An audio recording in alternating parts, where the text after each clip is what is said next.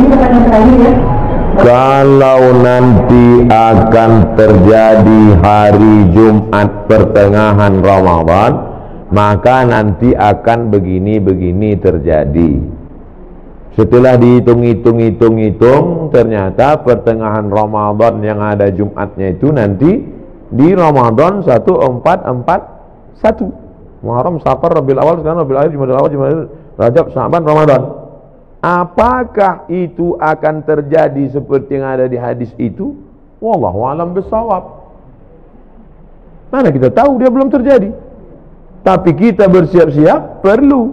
Andai terjadi, kita sudah siap. Andai tak terjadi, berarti hadisnya tak sahih, bukan nabinya bohong. Jadi kami siap-siap lah nih Pak Ustaz. Siap lah.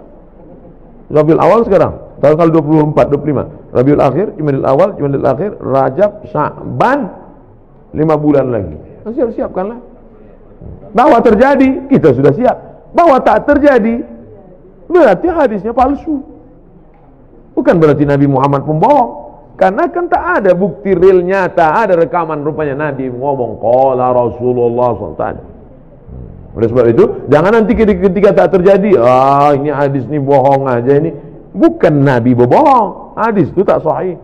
Nah, ini tentang masalah kalau nanti terjadi model prediksi-prediksi yang begitu. Kalau ibu bapak ibu baca nanti atau dengar ceramah yang modelnya prediksi, perkiraan, disampaikan oleh orang nanti akan begini.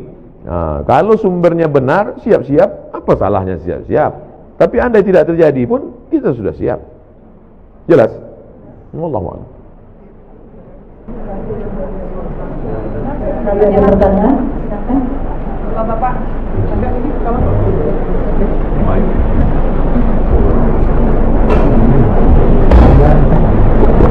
Assalamualaikum warahmatullahi wabarakatuh. Waalaikumsalam warahmatullahi wabarakatuh. Bagaimana hukumnya jika kita takziah sedangkan almarhum itu orang lain, apakah pahalanya sampai kepada almarhum? Waalaikumsalam warahmatullahi wabarakatuh. Kata Nabi, kalau kau lewat di makam Baqi di samping Masjid Nabawi, keluar masuk dari pintu Babus Salam, laki-laki keluarnya tembus itu lurus, nama pintunya Babul Baqi, pemakaman Baqi. Kalau lewat di Baqi, ucapkanlah salam, assalamualaikum ya ala diyar minal mu'minin wa inna insyaallah bikum lahiqun yarhamullah mustaqimin wal mustakhirin nas'alullah lana wa lakumul afiyah. Kalau dibacakan doa itu sampai tak pada orang di Baqi itu? Ada hubungan kita sama orang Baqi itu? Mana ada? Dia Arab, kita Arab cemas. Kita Arab maklum. Itu menunjukkan bahwa doa orang Islam sampai. Maka jangan ragu, tahlil, takziah sampai pada orang mati. Sampai. Tapi ini Pak Ustaz, hadis, iza matal insan, kalau manusia mati, inqata'a amalnya putus, kecuali 3. Waladun salihun, ilmun yuntafa'u bih, shadaqatun jariyah. Ini orang tak paham hadis. Abdul Somad kalau mati, amal Abdul Somad ini putus. Bukan amal bapak ibu putus ke saya.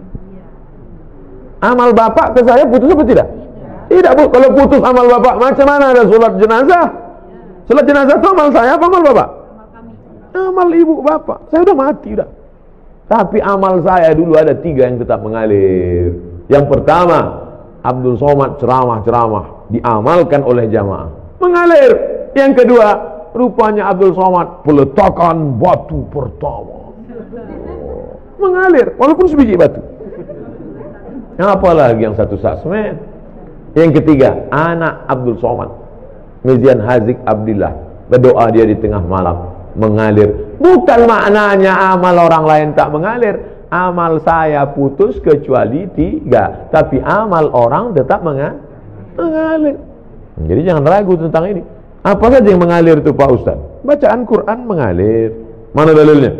Abdullah bin Umar, anak Umar bin Khattab berpesan, nanti kalau aku mati meninggal dunia, bacakan pada bagian kepalaku Al-Fatihah, bacakan pada bagian ujung kakiku ujung Al-Baqarah. Riwayat lain, bacakan pada bagian kepalaku awal Al-Baqarah sampai wa ulaika humul muflihun, pada bagian kakiku bacakan lillahi ma fis samawati sampai habis. Itu menunjukkan amal orang hidup baca Quran sampai, doa sampai, sedekah sampai, haji sampai, kurban sampai. Apa sedekah yang paling afdal ya Rasulullah? Saqiyul ma, kasih air minum. Buatkan sumur bor untuk almarhum. Nah, tempat kita jangan kasih air lagi, atas air, bawah air, banjir. Apa yang perlu dia? Kasih. Di pondok pesantren ini apa yang perlu? Perlu kalian air? Tidak apa, banyak udah air. Apa yang perlu? WC, ya kasih WC. Kemarin di Palembang, bantuan dari alumni 52 unit WC. Oh, bagus. Apa yang paling diperlukan orang? WC ini sangat diperlukan di pesantren. Berapa anak-anak yang kebelet tertolong? Man yassara an mu'sirin yassarallahu anhu yaumil qiyamah. Siapa yang memudahkan urusan orang, dimudahkan pula urusan dia. Oh, itulah urusan yang paling tersulit di dunia. Dilepaskannya urusan orang. Bagus sekali. Bapak-bapak yang ketawa berarti pernah mengalami. Nah, jadi ceritanya Pak, bacaan Quran sampai, bacaan doa sampai, jangan takut, jangan khawatir. Walaupun kita tak ada hubungan sama dia, karena berdasarkan hadis Nabi. Adapun hadis yang mengatakan tak sampai adalah amal yang mati itu yang lain putus-putus. Amal saya putus, tahajud saya putus, witir saya putus, sholat saya putus, tapi amal orang tetap mengalir. Wallahu a'lam bishawab.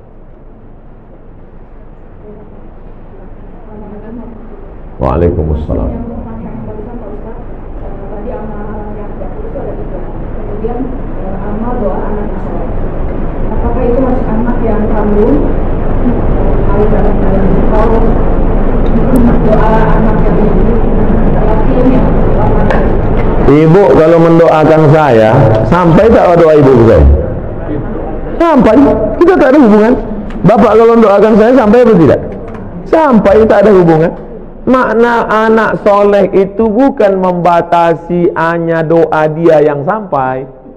Makna doa anak soleh itu artinya amal Abdul Somad ada 3 yang tetap mengalir.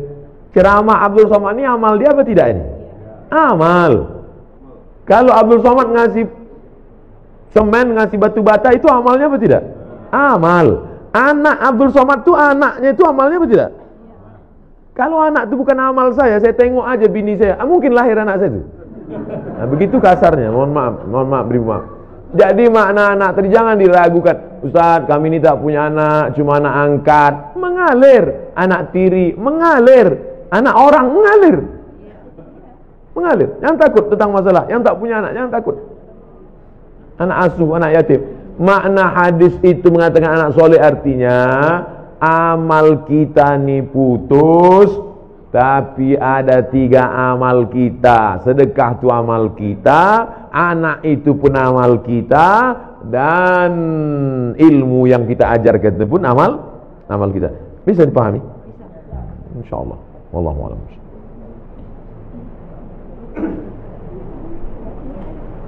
Assalamualaikum warahmatullahi wabarakatuh. Waalaikumsalam.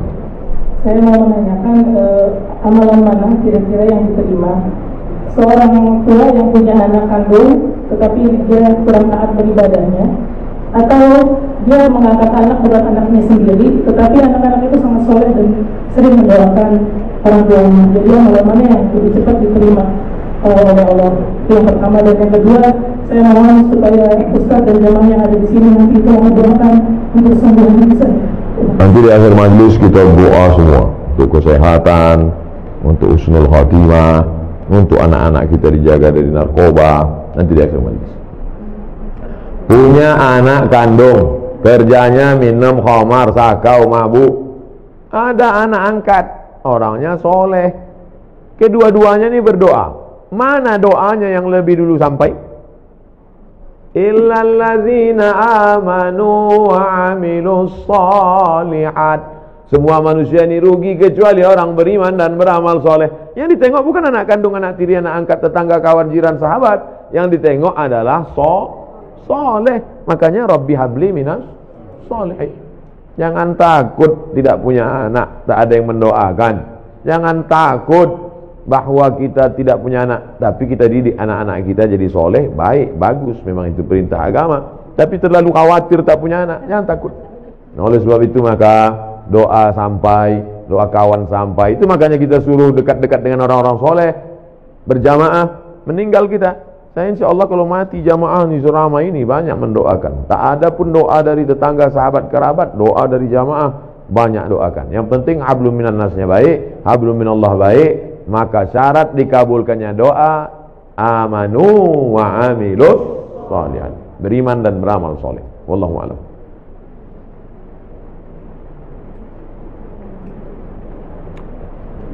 Pertanyaan lain? Assalamualaikum Pak Ustaz.